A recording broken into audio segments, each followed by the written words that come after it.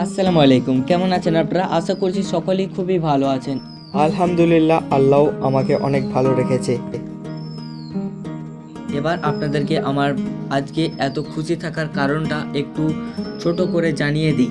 তার কারণ হলো যে কেউ যখন একটা জিনিস শখ করে পালন করে বা শখ করে কিছু জিনিস চাষ করে, তার প্রতি তার মায়াটাই আলাদা রকম কাজ করে। আপনাদের বাড়িতেও যদি আপনার নিজের হাতে ছোট থেকে মানুষ করা পশু প্রাণী থেকে থাকে, আপনি অবশ্যই এই জিনিসটা ফিল করতে পারবেন যে আমি রাজহাঁসগুলোকে ছোটোবেলায় এনেছিলাম, একদম ছোট ছোট। আপনারা চাইলে আমার ভিডিও আছে, দেখে আসতে পারেন যে আমি কত ছোট ছোট রাজহাঁসগুলো এনেছিলাম। আজকে এই মুহূর্তে এত বড় করেছে, তারা আমার বাড়িতে ডিম পেড়েছে, তাদেরকে আমি নিজের হাতে খাইয়েছি।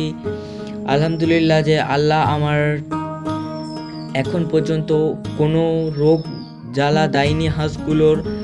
এর জন্য আমি খুবই খুবই খুশি। তার কারণ হলো যে অনেকেরই দেখা যায় যে 4টে রাজহাঁস কিনে তার মধ্যে একটা থেকে দুটো মারা যায়। ছোটোবেলায় যেহেতু রাজহাঁস তার মার তাপ পায়নি বা অতটাও বড় হতে পারেনি, সে একটু অ্যাডাল্ট টাইপ তার সাথে আসেনি, ম্যাচুরিটি ভাবটা আসেনি, তার কারণে সে মারা যেতেও পারতো। কিন্তু আলহামদুলিল্লাহ আমার কাছে সব রাজহাঁসগুলোই টিকে গিয়েছে। মূলত আমি 4টে রাজহাঁস এনেছিলাম, 4টেই আমার কাছে আসে।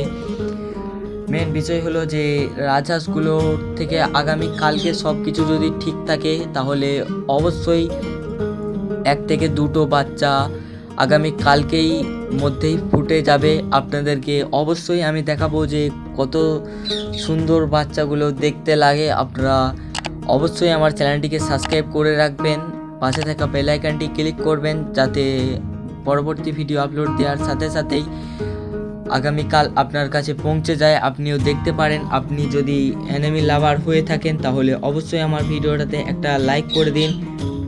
আর আপনারা যদি আমার কাছ থেকে রাজহাঁসের বাচ্চা নিতে চান তাহলে অবশ্যই আমায় কমেন্ট করে জানাতে পারেন, আর আপনার অ্যাড্রেসটা আমায় ওখানে বলে দেবেন। আপনারা অবশ্যই আমায় কমেন্ট করবেন, আপনাদের কমেন্ট আমি প্রত্যেকটা রিপ্লাই দেই। আপনারা যারা আমায় কমেন্ট করেন তারা হয়তো জানেন যে আমি রিপ্লাই দিই কি দিই না। আপনারা অবশ্যই আমায় কমেন্ট করবেন। আজকের ভিডিওটা এতটাই, দেখা হচ্ছে আগামীকাল একটা নতুন রাজহাঁসের ভিডিওর সাথে। আল্লাহ হাফেজ, আসসালামু আলাইকুম।